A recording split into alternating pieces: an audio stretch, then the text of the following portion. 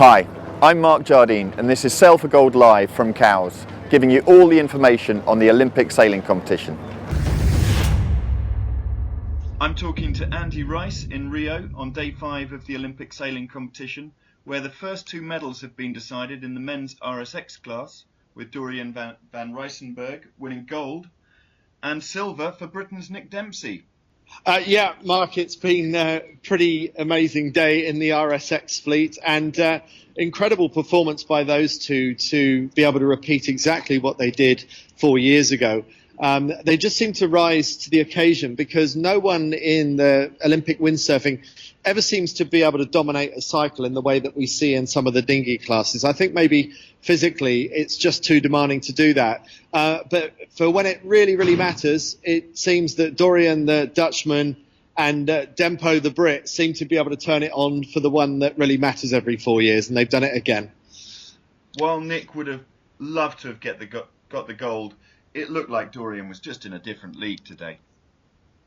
Yes, he was. And Nick Dempsey, age 36 tomorrow, acknowledged that point, saying it wasn't so much that I lost it, but that Dorian won it. And so I don't think there are any real regrets there for Nick. And he was thinking more about where he's been over the last couple of years. And he said a year ago, I didn't know where I was. And it was interesting that maybe the RYA felt the same way because he was one of the later selections to actually go to the games. So Nick hadn't really been showing the kind of form to suggest that he was a nailed-on favourite for a medal. And yet he's gone out and proven at the age of 36 tomorrow that he still has what it takes. And he has given so much of his life to this. He's been doing this since Sydney 2000.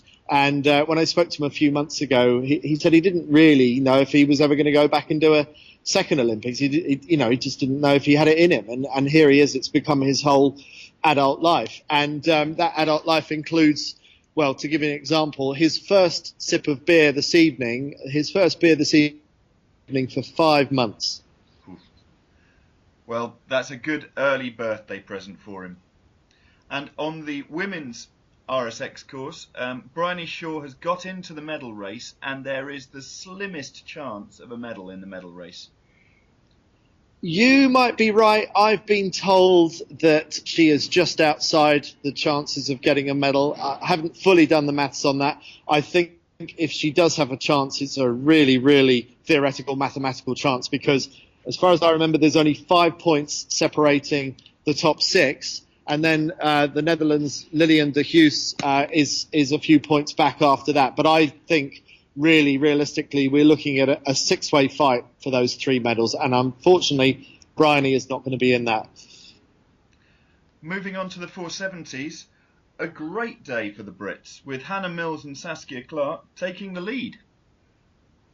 Yeah, absolutely. And they took the lead through winning the one and only race of the day. And Hannah Mills said, when you've only got one race of the day, what you want to do is really want to go out and smash it and execute on your plan. And that's what we did today. But what also played into their hands was that the 2 previous overnight leaders, the Japanese after day 1, finished 20th and last today. Okay, they're discarding that, so it's not hurting them too much, but it puts the Japanese backs up against the wall. And similarly, the New Zealanders who already used up their discard in the first race after being disqualified from a boat-to-boat incident, they now have to count the 12th that they picked up today. So that dropped them down from first overall coming into today, and after just one race, they've dropped down to 6th overall. So things are really shaping up in favour of the Brits in the women's 470 right now. And not to be outdone, Luke Patience and Chris Group also won the only race of the day. Yeah, and what a confidence booster for them because they really are only outside hopes of a medal.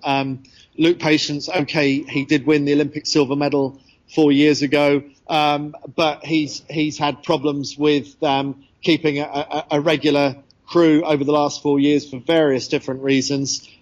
He hasn't had a lot of time sailing with Chris Groove, albeit they did used to sail together 7 or 8 years ago.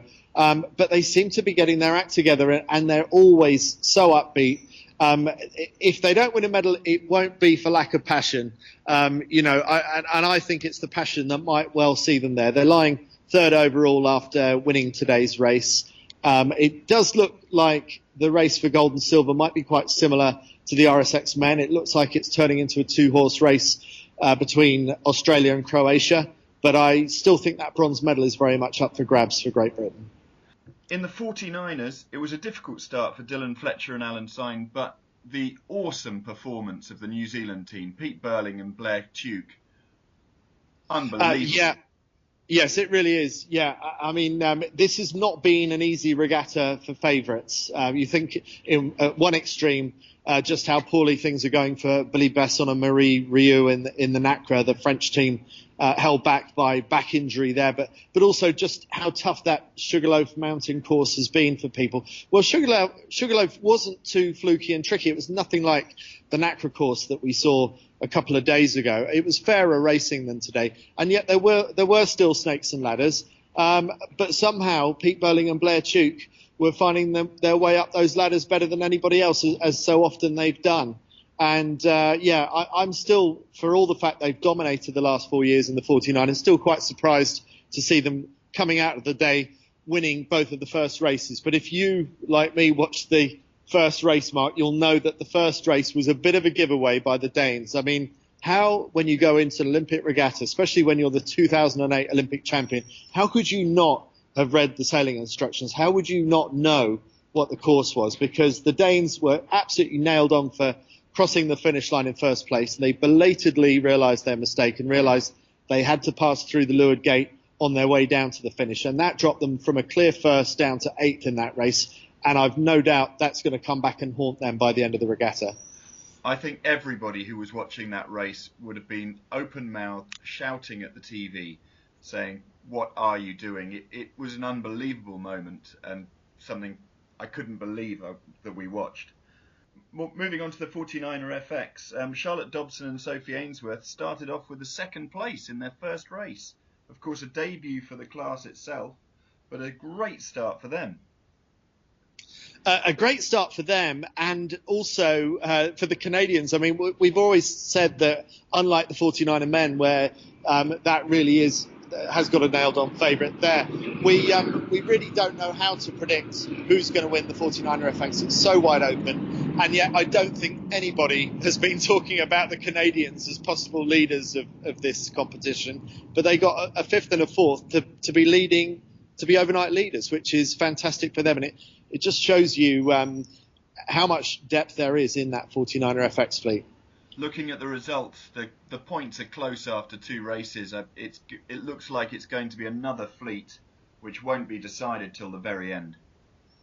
Yeah, and I wouldn't say that the Brits are, in the sort of clear favourites for a medal in that one, but because of the whole wide open nature of it and the kind of racing that we're seeing this week, I think there are great opportunities there for Charlotte Dobson and Sophie Ainsworth to follow up on that second in their opening race of the Olympics and maybe put a decent series together. And then moving on to the laser course, Nick Thompson started off with a bad race, a 24th, but then bounced back with a 7th and is just outside the medals overall. It was a really, really strange day for the lasers. Tonci Stepanovic from Croatia is still leading, but he gave away a lot of his lead today because he said in all his sailing career, and I think he's in his sort of mid-30s or in his early 30s, so, he's no spring chicken. He's maybe 3 or 4 times in his career experienced those kind of conditions, which is basically a 2-metre swell, but very little wind to go with it. So Robert Scheidt was saying, loads of pressure at the top of the wave on the trough, and then you get to the bottom and there's no wind at the bottom. So really, really difficult to keep the boat moving, and very difficult to be consistent in those conditions. But Nick is doing just enough to keep himself in contention. And in terms of the big story, in terms of the big Olympic name possibly to emerge out of Rio 2016 is, will Robert Scheidt win his 6th Olympic gold medal? It would make him the first sailor ever to do so. And from my understanding, I've been told that there's only one other athlete in the whole of Olympic history who has won 6 medals at 6 successive games. So that really would put him into very special territory. It really is an extraordinary performance from him. But in that fleet, only 2 helms now have all top 20 results. It's extraordinarily difficult, it looks like, to be consistent in the fleet. Yeah. I think if it had been more like the races that we'd seen on previous days in the strong winds, I think it would have been a lower scoring regatta, and just incredible performance by Nick Thompson the other day. The day he really needed to turn it on and turn around a poor start to his regatta when he got a first and a second. I mean, Nick Thompson is not a big guy, and I'm so impressed by how he has made himself into one of the best heavy wind sailors in the Laser. And I think if it had been a bit more steady conditions like that, then it might have been an easier week for Nick. And I think that the whole moving around of the schedule and the race courses yesterday to stop the Nacras going out to sea really helped out Giles Scott. It gave Giles an extra day out on the big waves and the big ocean. So that's made Giles's job easier maybe than Nick's in the Laser. And then on the Radial course, Alison Young has got herself into the top 10 with a 7th and a 10th today. The points in that fleet are actually relatively close. She's not out of the medals yet.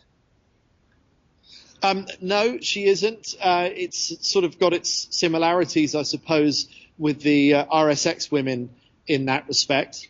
But also not far from where you are. There are a lot of people cheering in Ireland for Annalise Murphy, who so tearfully missed out on that medal in London 2012, finishing 4th then. And she seems to have turned herself into a really good all-round sailor and really enjoying pretty much every condition that's thrown at her, except maybe for today. She was a bit like Tonči Stepanovic, just struggling with this huge swell and not very much wind to go with it. But she's actually one of the few sailors that I've come across who says she's looking forward to getting back onto the Sugarloaf Mountain course tomorrow. Lots of gusts, lots of shifts, really tricky, which is just how I like it, is what she said earlier. She knows how to graft out a race, that's for sure. Yeah, she really does, and that's the key skill at this regatta, probably more than most I've seen in my career, is just keeping the faith and chipping away. And if I remember rightly, there was a race earlier on today, the race that Robert Scheidt finished 4th in. I think he rounded the first mark in 32nd and somehow got his way up from 32nd to 4th by the end of that Laser race. And tomorrow we're going to see the Nacras and the Finns back on the course, where of course we've got Brits right up at the top of the rankings.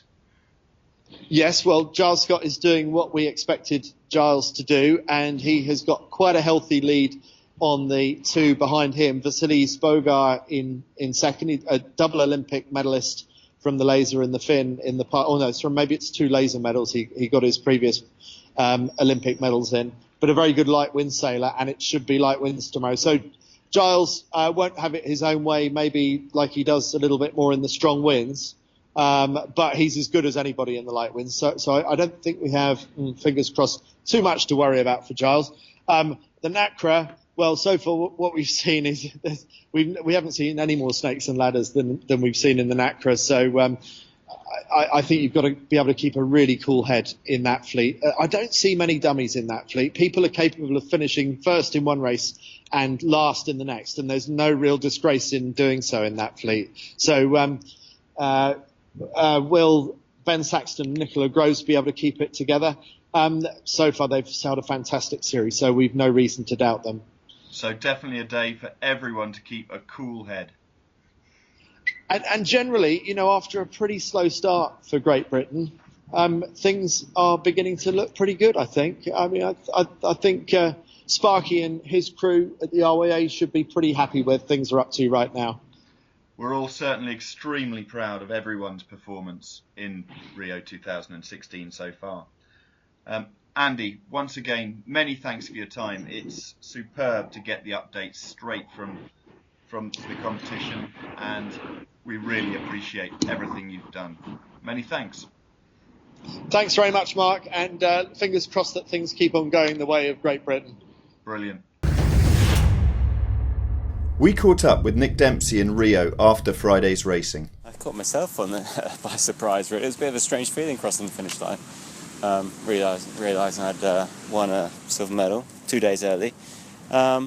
It's an amazing feeling, and it's really cool. But it surprised me today as well. It was very hard. It's been really difficult all week. I mean, we don't really get these conditions that often here, and it's been. Luckily, they do suit me quite well. When it gets difficult, when it gets hard and quite tactical, I do seem to like that. So the conditions have been challenging, but really, I do love it. And out there today, it was equally as difficult. A new challenge. I've never raced outside before, so I don't really know what to expect. But we had big seas and not much wind, so quite hard. Some people bang on about how they're coming to win gold medals. Well, I came here to do my very best, and I knew that if I did my best and if I sailed as well as I know I can, then I would be in with a chance of winning a gold medal. And the start of the week, the conditions really suited me, and I was loving it. And I really felt like I could win. But today, Dorian was better than me today, and he deserves to win. I want to go out and race as well as I can, and just enjoy my last ever windsurfing race. It's been a long time. It's going to be very strange, not getting back on a board, but it's going to be the last one. Quite sad. It's a lifetime's work, and I've enjoyed every moment of it. Not every moment. I've enjoyed most of it. I'm very lucky to have been given that chance, and without the national lottery, I'd never have got that chance. So they're my biggest supporter, and they always have been, and that's thanks to the public. Many thanks for watching. If you have any questions, then send them through on Facebook or Twitter using the hashtag #SailForGold for your chance to win some official British Sailing Team clothing. Be sure to watch again, same time, same place.